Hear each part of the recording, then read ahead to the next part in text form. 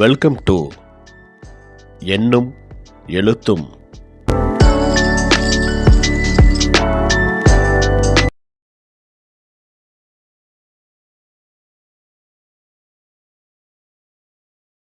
ஆசிரியர்கள், பெற்றோர்கள் அனைவருக்கும் வணக்கம்.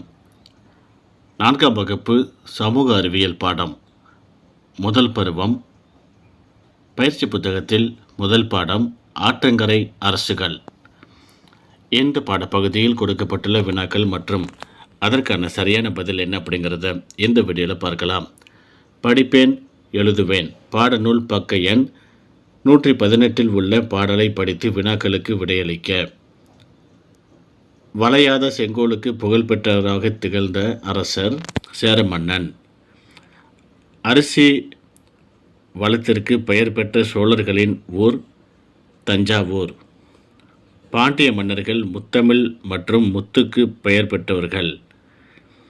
பல்லவர்களின் சிறப்பாக பாடலில் குறிப்பிடப்படுவது குகை கோயில்.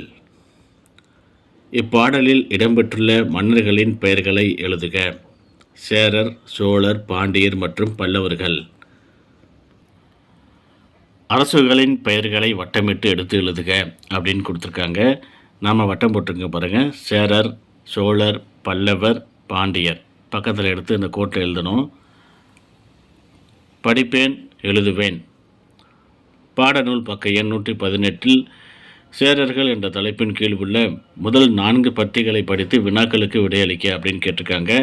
பாடநூல் பக்க எண்ணில் கொடுக்கப்பட்டுள்ள அந்த பகுதியை படிக்க சொல்லுங்கள் குழந்தைகளை. அதுக்கு பிறகு இந்த பகுதிக்கு விடை அவங்களே சொல்லுவாங்க. இமயம் வரை படையெடுத்து சென்று முதல் சேர அரசர் நெடுஞ்சேரலாதன். பெரும்பாலான சேர நாட்டு பகுதிகள் மலையால் சூழப்பட்டிருந்தன. சேரர்களில் புகழ்பெற்ற அரசர்கள் சேரன் செங்குட்டுவன், இமயவரம்பன். ஆற்றங்கரை, பொய்கை, தலைநகர் வஞ்சி. சேர நாட்டின் பகுதிகளாக இருந்த தமிழ்நாட்டின் தற்போதைய மாவட்டங்களின் பெயர்களை எழுதுக. ஈரோடு, கரூர், திருப்பூர், கோயம்புத்தூர், நீலகிரி. படங்களுக்கு பொருத்தமான சொற்களை எழுதுக. காவிரி, புலி, உறையூர், காவிரி பூம்பட்டினம், கரிகாலச்சோழன், பட்டினப்பாலை. கீழே பாருங்கள், படங்கள் கொடுத்துருக்காங்க. படத்துக்கு பொருத்தமான இடத்துல அந்த பெயர்களை எழுத சொல்லியிருக்காங்க. நாம் கரெக்டாக எழுதியிருக்கோம் பாருங்கள். இதே போல் எழுதுவதற்கு குழந்தைகளுக்கு பயிற்சி கொடுங்க. படிப்பேன், எழுதுவேன். பாடநூல் பக்க எண் 121 உள்ள முதல் 2 பத்திகளை படித்து வினாக்களுக்கு விடை எழுதுக. பாண்டிய நாட்டிற்கு புகழ் சேர்த்தது முத்து. சங்கம் அமைத்து தமிழ் வளர்த்த பெருமைக்கு உரிய மன்னர்கள் பாண்டியர்கள். கூட்டுப்படையை பாண்டிய நெடுஞ்செழியன் எதிர்கொண்ட போர்க்களம் தலையாலங்கானம். பாண்டியர்களின் புகழ்பெற்ற அரசர்களின் பெயர்களை எழுதுக. தலையாலங்கானத்து செருவென்ற பாண்டிய நெடுஞ்செழியன் மற்றும் சிலப்பதிகார பாண்டிய நெடுஞ்செழியன். படங்களுக்கு பொருத்தமான சொற்களை எழுதுக. காஞ்சிபுரம், பாலாறு, நரசிம்மவர்மன், மகாபலிபுரம், நந்தி அப்படின்னு கொடுத்துருக்காங்க. கீழே பாருங்கள், படம் கொடுத்துருக்காங்க. படத்துக்கு பொருத்தமான அந்த பெயர்களை நம்ம எழுதி காட்டியிருக்கிறோம் பாருங்கள். இதே போல் குழந்தைகளை எழுத சொல்லுங்கள். படிப்பேன், எழுதுவேன். பாடநூல் பக்க எண் 122 உள்ள பல்லவர்கள் மற்றும் 123 உள்ள உங்களுக்கு தெரியுமா ஆகிய பத்திகளை படித்து பல்லவர்கள் குறித்த தகவல்களை எழுதுக. முதல் கேள்வி, முற்கால பல்லவ அரசை நிறுவியவர் யார்? சிவஸ்கந்தவர்மன். பல்லவர்களின் ஆட்சி பகுதி எவ்வாறு அழைக்கப்பட்டது? தொண்டை மண்டலம். பிற்கால பல்லவ மரபு யாருடைய ஆட்சியிலிருந்து துவங்குகிறது? சிம்ம விஷ்ணு. மாமல்லன் என்ற பட்டம் பெற்றவர் யார், ஏன்? மாமல்லன் என்ற பட்டம் பெற்றவர் நரசிம்மவர்மன். அவர் சிறந்த மல்யுத்த வீரராய் திகழ்ந்ததால் இப்பட்டம் பெற்றார்.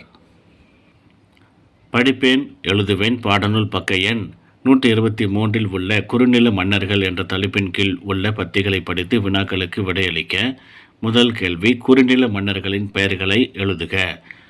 பேகன், பாரி, நெடுமுடிக்காரி, ஆய், அதியமான், நல்லி, வல்வில் ஓரி. குறுநில மன்னர்கள் எவ்வாறு அழைக்கப்பட்டனர்? கடையேழு வள்ளல்கள். உனக்கு பிடித்த குறுநில மன்னர் யார்? ஏன்? பாரி. ஏனெனில் முல்லைக்கொடி படர தனது தேரை தானமாக கொடுத்தவர். மன்னரின் படத்தையும் பெயரையும் பொருத்தமான தொடருடன் இணைக்க.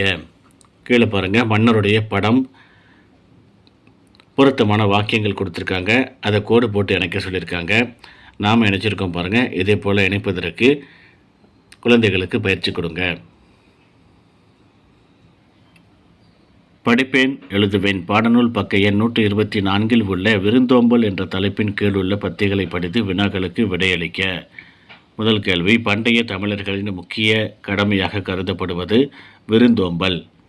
சங்ககால தமிழர்களின் விருந்தோம்பலை குறிப்பிடும் நூல் புறநானூறு. விருந்தினரின் வருகையை அறிவிக்கும் பறவையாக கருதப்பட்டது காகம். காகத்தை புகழ்ந்து பாடிய புலவர் காக்கை பாடினியார். விருந்தோம்பல் குறித்து புறநானூறு கூறுவது என்ன? விருந்தோம்பல் என்பது பண்டைய தமிழர்களின் முக்கிய கடமையாக இருந்தது என்று புறநானூறு கூறுகிறது. சங்க காலத்தில் பயிரிடப்பட்ட பயிர்கள் டிக் செய்க அப்படின்னு கேட்டிருக்காங்க. நெல், கரும்பு, சாமை, திணை. நானே உருவாக்குவேன். நீங்கள் ஒரு நாட்டின் அரசராக இருந்தால் உங்கள் நாட்டிற்குரிய சின்னம் மற்றும் கொடி ஆகியவற்றை வரைந்து வண்ணம் தீட்டுக அப்படின்ட்டு ஒரு பக்கம் கொடுத்துருக்காங்க. இந்த இடத்துல ஒரு கொடி, இதே போல் ஒரு கொடி அல்லது மீன் படம் போட்டிருக்கேன். வேறு ஏதாவது ஒரு சிம்பிள் போட்டு ஒரு படத்தை உருவாக்க சொல்லுங்கள் குழந்தைகளை. வளரறை மதிப்பீடு. சரியான விடையை தேர்ந்தெடுத்து கீழே கொடுக்கப்பட்டுள்ள விடைத்தாளில் நிழலிடுக. முதல் கேள்வி பாருங்கள். ரம்யா பொய்கை ஆற்றில் படகில் பயணம் செய்து பொய்கை ஆற்றங்கரையில் உள்ள தனது கிராமத்திற்கு செல்கிறாள் எனில் ரம்யாவின் கிராமம் சங்க காலத்தில் எந்த அரசின் கீழ் இருந்தது? சேரர். சேரர்கள் குறித்த சரியான இணையை தேர்ந்தெடுக்க. தலைநகரம் வஞ்சி. கபிலன் ஒரு பல்லவ நாட்டு வீரர் எனில் அவர் நாட்டுக்கொடியில் உள்ள சின்னம் எது? நந்தி.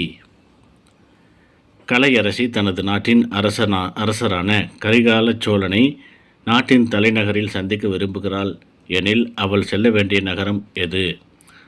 உறையூர். தமிழரசி பட்டினப்பாலை என்னும் நூலை படித்து கொண்டிருக்கிறாள் எனில் எந்த மன்னர்களை பற்றி அறிவாள்? சேர மன்னர்கள். மலர்கொடி கையில் பாண்டிய நாட்டு நாணயம் வைத்திருந்தாள் எனில் அந்த நாணயத்தில் எந்த சின்னம் பொறிக்கப்பட்டிருக்கும்? 2 மீன்கள். சதீஷ் பாண்டிய நாட்டிற்கு சுற்றுலா சென்று அந்நாட்டில் சிறப்பு பெற்ற பொருளை வாங்கினார். அவர் வாங்கிய பொருள் என்னவாக இருக்கும்? முத்து. ஆனந்தி பஞ்சபாண்டவர் ரதங்களை பார்வையிட விரும்புகிறாள் எனில் அவள் செல்ல வேண்டிய இடம் எது? மகாபலிபுரம். சரியான இணையை தேர்ந்தெடுக்க. ஆய் அண்டிரன் குடியிருப்புகள். சங்க காலத்தில் பயிரிடப்படாத பயிர் வகை எது? கோதுமை. விடைத்தாள் கீழே கொடுத்துருக்காங்க. இந்த விடைத்தாளை பார்த்து குறிக்க சொல்லுங்கள். மாத தேர்வு அப்படின்ட்டு கொடுத்துருக்காங்க பாருங்கள். கல்வி சுற்றுலா பயணத்திட்டம் அப்படின்னு கொடுத்துருக்காங்க. இதை குழந்தைகளை வாசிக்க சொல்லுங்கள். இதுக்கு பக்கத்தில் அடுத்த பக்கத்தில் கேள்விகள் இருக்குது. முதல் கேள்வி, மாணவர்கள் முதல் நாள் பார்த்த இடங்கள் யாருடைய ஆட்சி பகுதியாக இருந்தன? பல்லவர். சுற்றுலா வழித்தடத்தில் விடுபட்ட சேரரின் ஆட்சி பகுதி எது? கேரளா.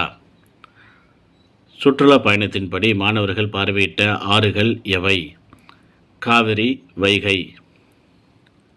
எந்த சின்னம் பொறித்த மன்னரின் மணிமண்டபத்தை பார்த்தனர்? புலி. மாணவர்கள் பார்த்த சுற்றுலா இடங்களை அரசுகளின் அடிப்படையில் சரியான வரிசையை தேர்ந்தெடுக்க. பல்லவர், சோழர், பாண்டியர் மற்றும் சேரர்.